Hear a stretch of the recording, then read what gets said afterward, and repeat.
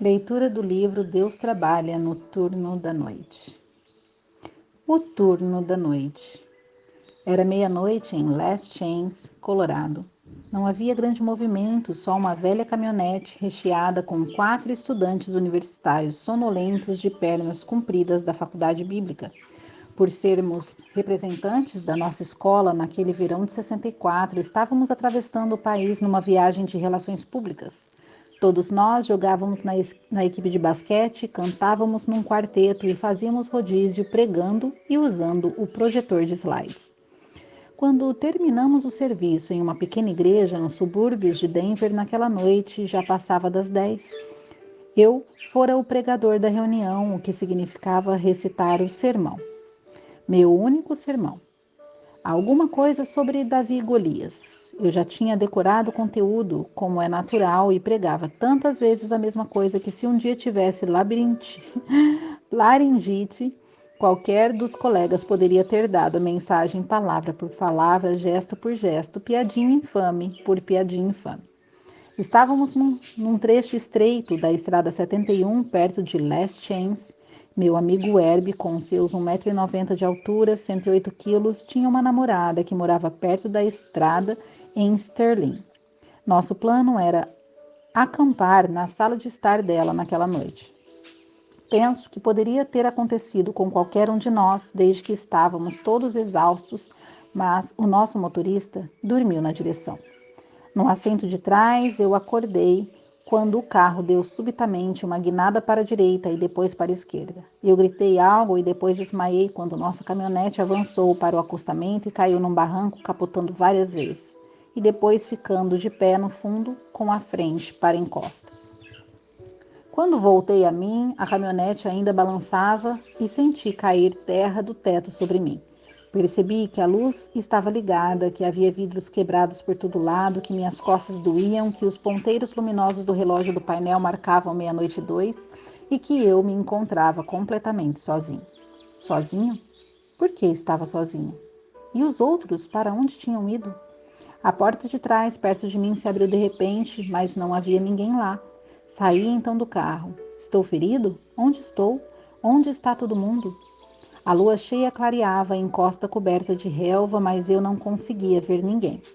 O choque e uma sensação de medo começaram a roer as minhas entranhas. Ouvi então alguma coisa, uma espécie de gemido ou soluço. Segui o som e encontrei Joey. Joey era também um sujeito grandalhão, 1,86 e 113 quilos, mas aquela coisa no mato não parecia com o Joey que eu conhecia. Seu rosto, à luz do luar, era uma máscara de sangue. Ele olhava para mim. Ron, gemeu. Ron, me ajude. Ele levantou as mãos para mim e o sangue correu pelos seus braços. Joey parecia um monstro saído de um filme de horror. Lembro-me de ter desejado correr. Só virar o corpo e ir embora daquele lugar tão depressa quanto podia e de alguma forma apagar aquela cena da minha mente. Jamais tinha ficado com tanto medo em minha vida. Ron! Gritou Joey, levantando aquela mão sangrenta. Eu a tomei e fiquei segurando. Então ouvi novamente alguém gemendo. Espere um pouco, Joey, disse eu volto já. E a alguns metros do outro lado do carro encontrei Herbie. Sua perna estava torcida num ângulo estranho e ele parecia sofrer horrivelmente. Jim estava ali perto. No entanto, nenhum dos dois parecia tão mal quanto Joey. Voltei para onde Joey estava e fiquei sentado junto dele, certo de que ele não poderia, viver por muito tempo. Em algum lugar eu aprendera que as pessoas feridas devem ficar acordadas. E eu disse, vamos recitar alguns versículos, Joey. Você se lembra deste? Comecei a dizer então todos os versos bíblicos de que podia lembrar. Enquanto fiquei ali sentado, segurando a mão do meu amigo, comecei a perceber como a nossa situação era terrível. Já era tarde da noite, estávamos num campo escuro, a 71 era um trecho deserto da estrada. Comecei a orar. Senhor, está escuro e estamos com problemas. Ninguém sabe onde nos encontramos, ninguém viaja por essa estrada, ninguém virá aqui, mas Senhor, Tu nos vê. Tu sabes onde estamos. Ajuda-nos, Senhor, por favor. Precisamos da sua ajuda. 5 minutos depois, ouvi algo à distância. Um carro? Subi pelo barranco e cambaleei para a estrada. Era um carro. Eu podia ver os faróis se aproximando. Fiquei no meio da estrada, abanei os braços, como um louco. O carro parou e um jovem, com cara de assustado, baixou o vidro e olhou para mim. Tivemos um acidente, gaguejei. Somos jovens pregadores, o nosso carro caiu lá embaixo. Meus amigos estão muito feridos. Graças a Deus que você apareceu. O homem desceu o barranco, enquanto sua mulher foi até a casa da fazenda mais próxima para chamar uma ambulância. Enquanto esperávamos, o homem conversou comigo. Quero contar-lhe uma coisa surpreendente, disse ele. Minha mulher e eu estávamos num acampamento essa noite. Depois do culto, nós nos olhamos e dissemos: vamos pegar o caminho mais logo de volta? O luar está vindo. Vamos passear um pouco? É estranho, porque nunca pegamos essa estrada, especialmente a essa hora da noite. Tudo o que eu podia pensar é que Deus ouvira a oração trêmula de Ron Mel. Em nosso perigo, em nosso sofrimento, em nosso isolamento no escuro. Ele estava trabalhando. Trabalhava no turno da noite. Você já trabalhou no turno da noite? É um pouco estranho. É levantar no fim do dia e ir para a cama ao nascer do sol. É tomar mingau de aveia e suco de laranja quando a maioria das pessoas está sentada comendo macarrão e ervilhas. É um mundo diferente do turno do dia. Na cidade, o trânsito diminui, o ar fica mais frio e os compradores retardatários somem gradualmente na escuridão. Fora da cidade, nos subúrbios, a vizinhança fica silenciosa, as calçadas vazias. Você pode ouvir um cão a 6 quarteirões de distância latindo para o que quer que amole os cães à noite. A maioria das janelas fica às escuras, a maioria dos carros está na garagem, a maioria das pessoas já dorme, mas nem todos. Não os do turno da noite. No terceiro andar de um hospital suburbano, uma enfermeira de branco pisa no linóleo polido da unidade de tratamento intensivo. Seus sapatos macios de couro quase não fazem barulho enquanto se movimenta de leito em leito. Seus olhos experientes observam os monitores, gráficos, frascos de soro, luzes pulsantes e os rostos abatidos dos homens e mulheres sedados. Um padeiro na cozinha de uma confeitaria no centro da cidade coloca uma bandeja de bolinhos no forno, depois espalha chocolate granulado sobre uma dúzia de sonhos cor-de-rosa para os fregueses sonolentos que entram tropeçando pela porta de madrugada. Ele cantarola, acompanhando a música do rádio, enquanto um calor delicioso e perfumado enche o pequeno aposento dos fundos e invade a noite. Sob a luz forte e artificial das lâmpadas de mercúrio, uma turma de operários se apressa para fazer reparos na rampa de saída de uma grande ponte da cidade. Em breve, a primeira leva de trabalhadores habituais vai passar velozmente por ali, sem um pensamento sequer para os que a labutaram a noite inteira a fim de possibilitar a sua passagem. Um homem com barba por fazer, vestido de roupão, num quarto no sobrado, verifica a água num vaporizador e depois se curva sobre o berço para ouvir novamente o respirar ofegante de seu filhinho de 9 meses. No quarto ao lado, a mulher esgotada entra num sono atrasado enquanto o pai faz o seu turno da noite.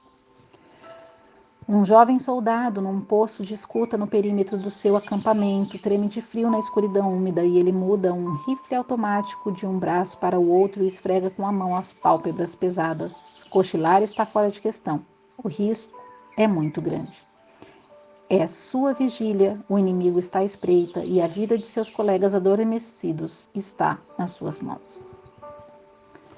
Muito antes do dia nascer, uma mãe insone levanta da cama e cai de joelhos no tapete, no silêncio pesado. Ela murmura uma oração por uma filha numa cidade distante, longe do Senhor, desesperadamente infeliz, talvez em perigo. É o turno da noite. É um policial numa ronda percorrendo as ruas escuras varridas pela chuva numa tempestade. É um jovem pai numa serraria trabalhando o único emprego que encontrou para sustentar a família. É a turma do corpo de bombeiros com o equipamento pronto esperando o telefone tocar.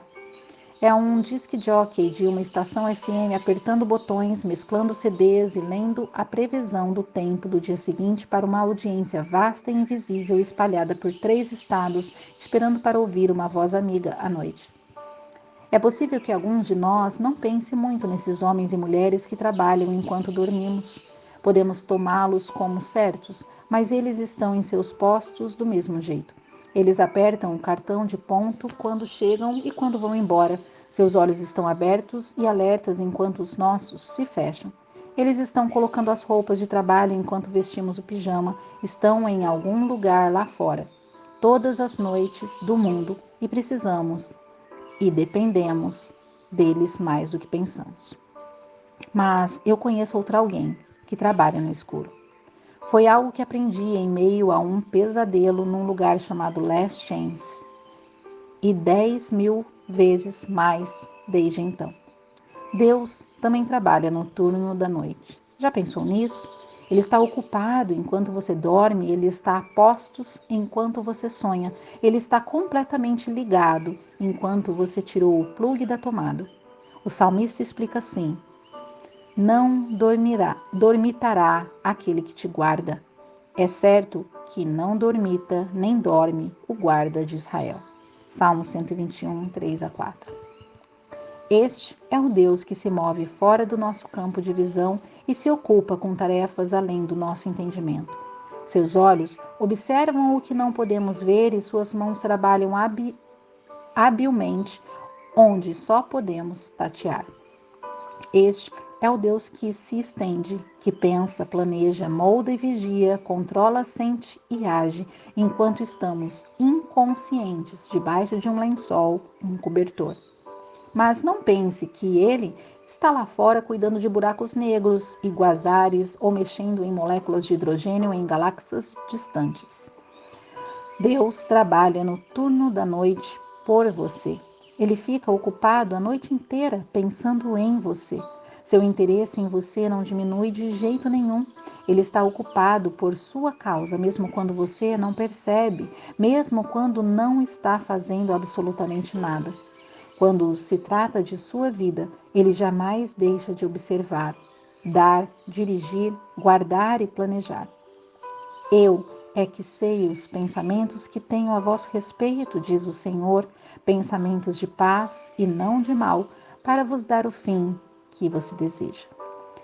Jeremias, capítulo 29, versículo 11. Quando você acorda de manhã, quando abre os olhos, sua mente desperta, pode apegar-se a este pensamento.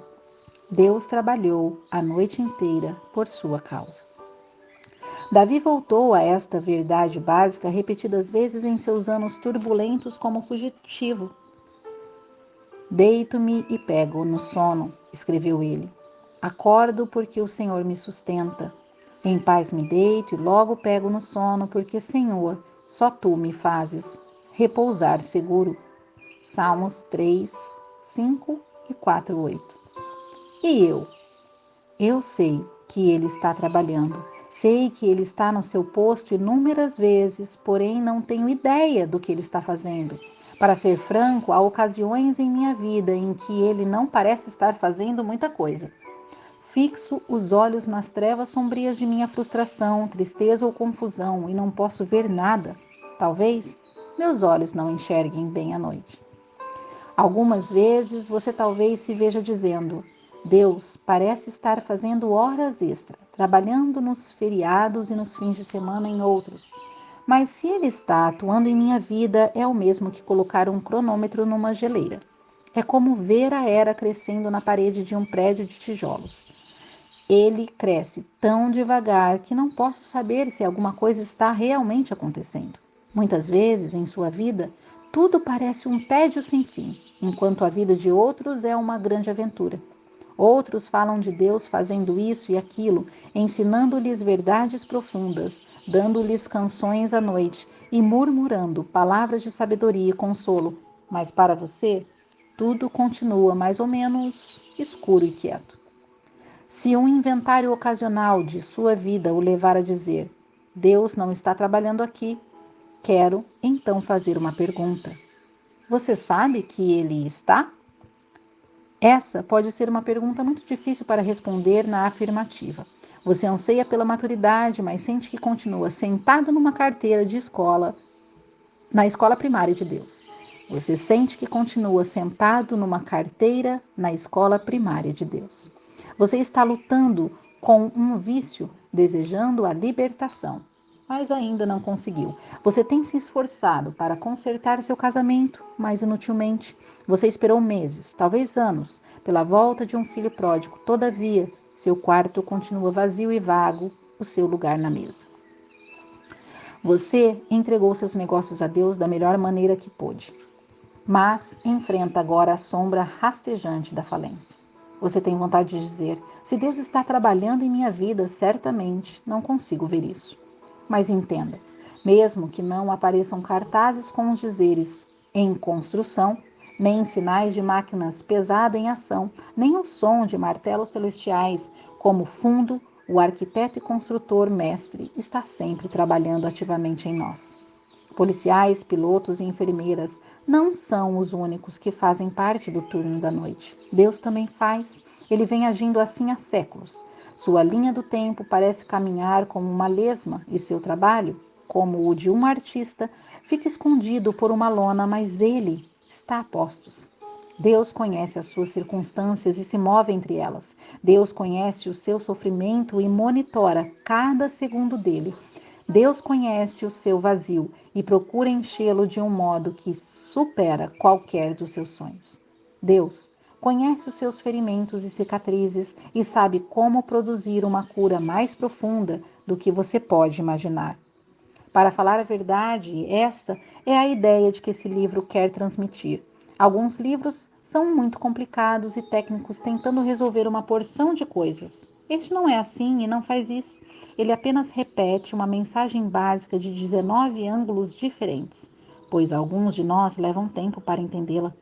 Trata-se apenas de um modo simples de dizer: Deus está mais ocupado em sua vida do que você jamais poderá ver ou saber.